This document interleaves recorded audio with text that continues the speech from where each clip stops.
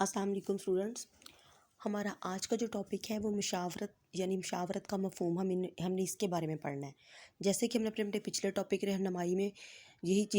چیز کے بارے میں جانا تھا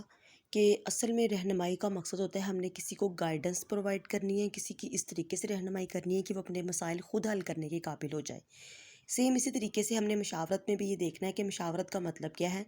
اور اس میں کس طریقے سے ہم دوسرے کو مشورہ دے کے اس کو اپنے مسائل پر قابو پانا بتا سکتے ہیں یا سکھلا سکتے ہیں.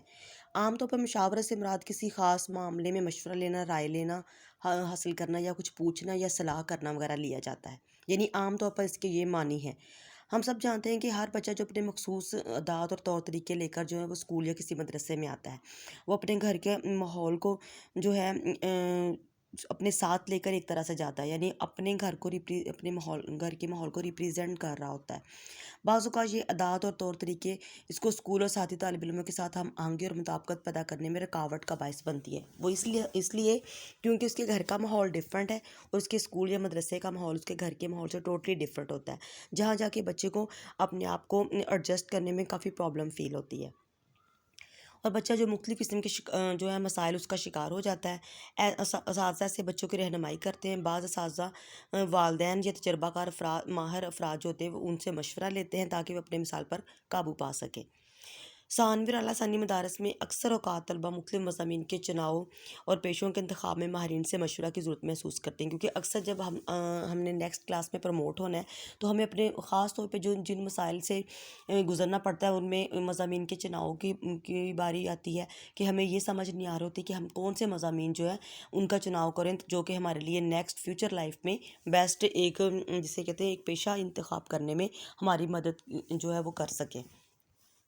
لہٰذا بعض مخصوص رجحانات کے بارے میں پوچھنا چاہتے ہیں. بعض اپنی مجلسی زندگی کے تقاضوں کو سمجھنے سے قاصر ہوتے ہیں وہ اور اس میں مدد کے خواہش مند ہوتے ہیں. چونکہ ہر استاد صلاح کا یا مشورہ دینے والا اپنی تربیت، تجربہ اور مہارت کی بنا پر اس قابل نہیں ہوتا کہ وہ بچوں کے ہر قسم کے الجھے ہوئے اور پیچیدہ مسائل اور ان کو بارے میں ان کو مشورہ دے سکے. یعنی استاد، پیرنٹس یا کسی بھی ماہر کے پاس بہت سارے مسائل کے حل ہوتے ہیں، لیکن ضروری نہیں ہے کہ آپ کے ہر طرح کے مسائل کا حل ان کے پاس موجود ہو. اس لیے ایسی صورت میں پیشہ ورانہ طور پر تربیت یافتہ مشیر ہی بچوں کو ان کے مسائل کے حل میں ان کی مدد کر سکتا ہے. مشیر وہ شخص ہوگا جو آپ کو مشورہ دے گا، اس کو ہم مشیر کے نام سے تعبیر کریں گے. اب ہم دیکھتے ہیں کہ مشاورت دراصل کسی خاص مسئلے یا مشکل کے بارے میں کسی ماہر اور تجربہ کا شخص سے رائے لینا،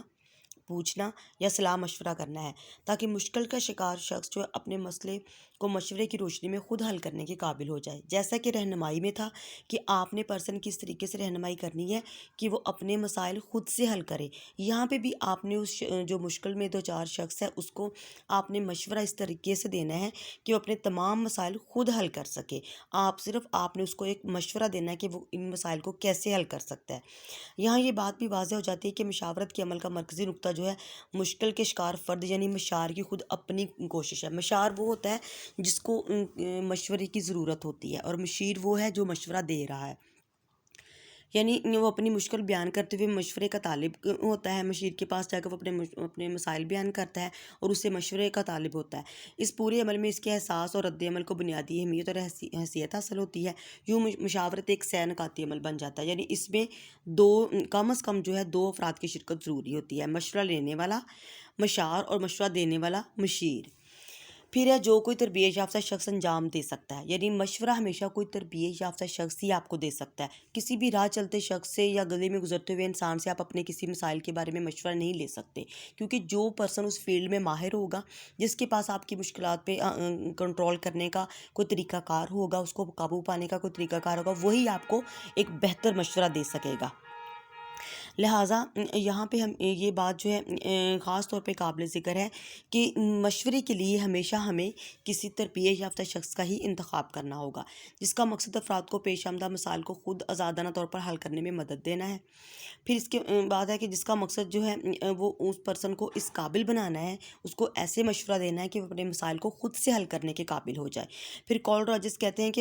کہ مطابق جو ہے مشاورت دو افراد کے درمیان براہ راست اور مسلسل گفتگو کا ایک ایسا سلسلہ ہے ہے جس کا مقصد مشکل کے شکار فرد کی اس طرح مدد کرنا کہ جس سے وہ اپنی رائے، طرز فکر، رویے اور کردار میں تبدیلی پیدا کر سکے، کیونکہ مشورے کا مقصد ہی صرف یہ ہے کہ جو مشکل اس کے ساتھ پیش آ رہی ہے ہم نے اس کو اس طریقے سے اس مسئلے کے بارے میں بتانا ہے، اس کو ایسے مشورہ دینا ہے کہ وہ اپنے مسائل پہ کنٹرول کر سکے، اپنی مشکلات پہ قابو پا سکے اور اس مشکل سے نکل سکے اور اپنے رویے اور کردار میں ایک بہتر تبدیلی پیدا کر سکے۔ اس سے واضح ہوتا ہے کہ مشاورت دراصل دو افراد یعنی مشیر اور مشار کے درمیان ایک براہ راست تعلق ہے، جس میں ایک فرد مشار جب اپنے مسائل کو ذاتی طور پر جو ہے سلجھانے میں ناکام ہو جاتا ہے تو وہ ایسے کسی فرد یعنی مشیر کی طرف رجوع کرتا ہے جو اسے اپنے علم، تجربہ، مہارت اور تربیت کے لحاظ سے ایک ایسا مشورہ دیتا ہے کہ وہ اپنی الجھن میں شکار جو فرد ہوتا ہے اس سے وہ اس کو نکالنے میں اس میں مدد دیتا ہے، اور اس کے ساتھ جو بھی جس قسم کے بھی کوئی مسائل پیش آ رہے ہیں وہ ان کا ایک موضوع حل تلاش کر کے اس کو اس قابل بنا دیتا ہے کہ اپنے تمام مسائل خود سے حل کرنے کے قابل ہو جائے۔ لہٰذا مشورے کا مقصد ہی یہ ہے کہ جب ہم کسی پرسن کو کوئی صلاح یا مشورہ دیتے ہیں تو وہ اس قابل ضرور ہو کہ اس مشورے کے بعد اس کو کسی کی مدد کی ضرورت نہ پڑے، بلکہ وہ خود سے اس کے اندر اتنی قابلیت موجود ہوتی ہے، صرف ایک چھوٹا سا کلو اسے چاہیے ہوتا ہے جو کہ آپ نے مشورے کی صورت میں اس کو دے دیا ہے، لہٰذا وہ اپنے جو ہے مسائل اس کے اوپر خود سے جو ہے کنٹرول کر سکتا ہے۔ رہنمائی کا مقصد بھی یہی ہے کہ آپ نے جسٹ اس کو گائیڈنس پرووائڈ کرنی ہے، اس کے مسائل کو خود سے حل نہیں کرنا۔ سیم اسی طریقے سے مشاورت میں بھی ایسے ہی ہے کہ آپ نے اس کو صرف ایک مشورہ دینا ہے کہ وہ اپنے مسائل کو کیسے کنٹرول کر سکتا ہے، ان پہ کیسے قابو پا سکتا ہے۔ اگلا کام اس مشار کا خود ہے، یعنی جو مشورے کا طالب ہے، مشیر نے صرف اس کو ایک مشورہ دینا ہے کہ وہ اپنے مسائل کس طریقے سے حل کرنے کی کوشش کرے۔ اب اس کے بعد آ جاتا ہے کہ مشاورت کی اقسام کون کون سی ہیں۔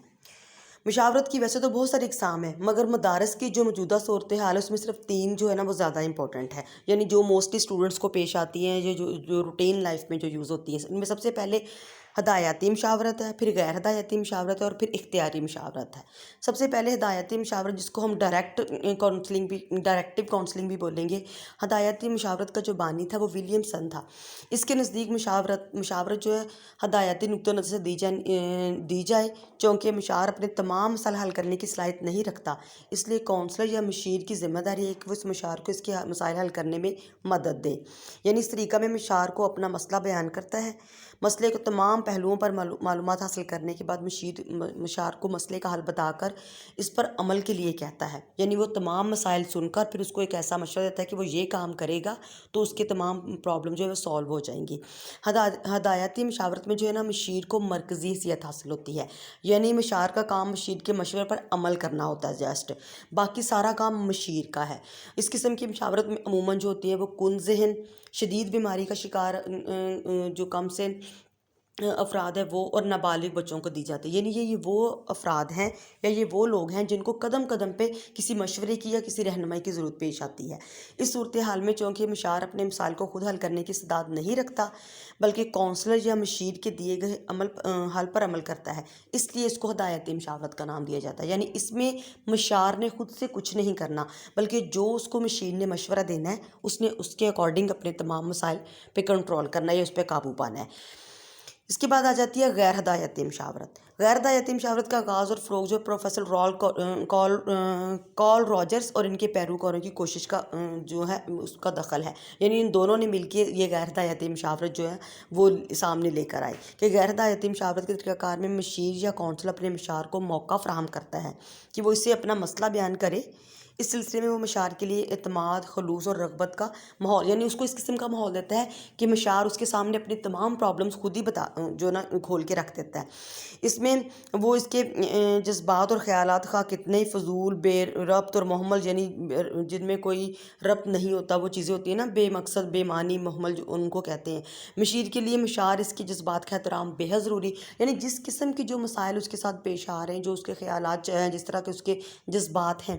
وہ ساری چیزیں جو ہے وہ مشیر کے سامنے کھول کے بیان کر دیتا ہے۔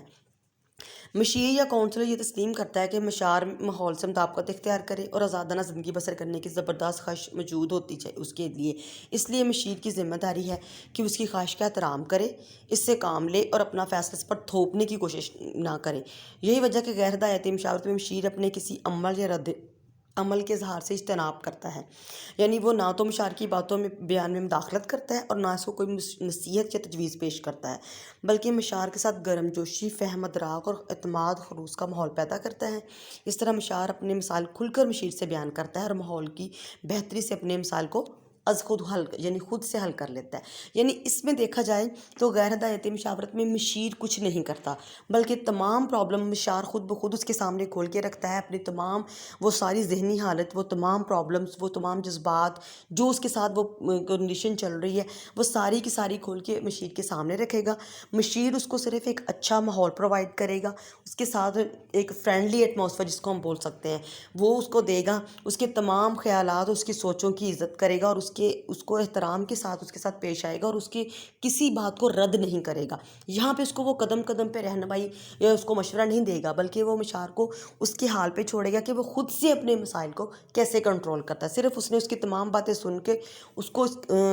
ایک اچھا ماحول پرووائڈ کرنا ہے جہاں پہ وہ اپنی تمام پرابلمس کو خود حل کرنے کے قابل ہو جاتا ہے۔ یہ ہو جاتی ہے غیر ہدایتی مشاورت۔ نمبر 3 میں اس میں آ جاتی ہے الیکٹیو کاؤنسلنگ، یعنی اختیاری مشاورت۔ اختیاری یا برمحل مشاورت اس کو ہم بول سکتے ہیں۔ یہ ہدایتی اور غیر ہدایتی مشاورت کو نہ تو پورے طور پر قبول کرتی ہے اور نہ ہی ان سے انکار کرتی ہے، یعنی یہ دونوں کی ایک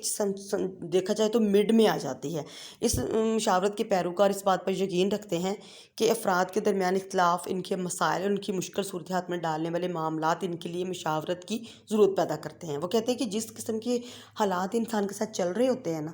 وہ دراصل وہ حالات ان کو اس نہج پہ لے آتے ہیں یا اس سٹیج پہ لے آتے ہیں کہ پرسن کو کسی مشورے کی ضرورت پڑتی ہے۔ لہٰذا افراد اور معاشرے میں پیچیدگی سے لاتعداد مسائل پیدا ہو جاتے ہیں۔ بہت سے لوگوں کے ان کی یکساں نوعیت کے مسائل کو حل کرنے کے لیے کوئی ایک مخصوص طریقہ کارآمد نہیں ہوتا۔ اس کا مطلب یہ ہے کہ ہر وقت جو ہے ہمیں نہ تو ہدایتی مشاورت کی ضرورت پیش آ سکتی ہے اور نہ ہی غیر ہدایتی مشاورت، اور ہم یہ بھی نہیں کہہ سکتے ان کے مطابق، یعنی اختیاری مشاورت والوں کے مطابق وہ کہتے ہیں کہ ہر وقت قدم قدم پہ انسان کو مشورے کی ضرورت بھی پیش نہیں آتی، یا پھر یہ بھی ہو سکتا ہے کہ اس کو قدم قدم پہ مشورے کی ضرورت پیش آئے۔ لہٰذا تمام لوگوں کے مسائل ایک جیسے نہیں ہوتے، اس لیے ایک مشورہ، ایک طریقہ کار سب کے لیے کارگر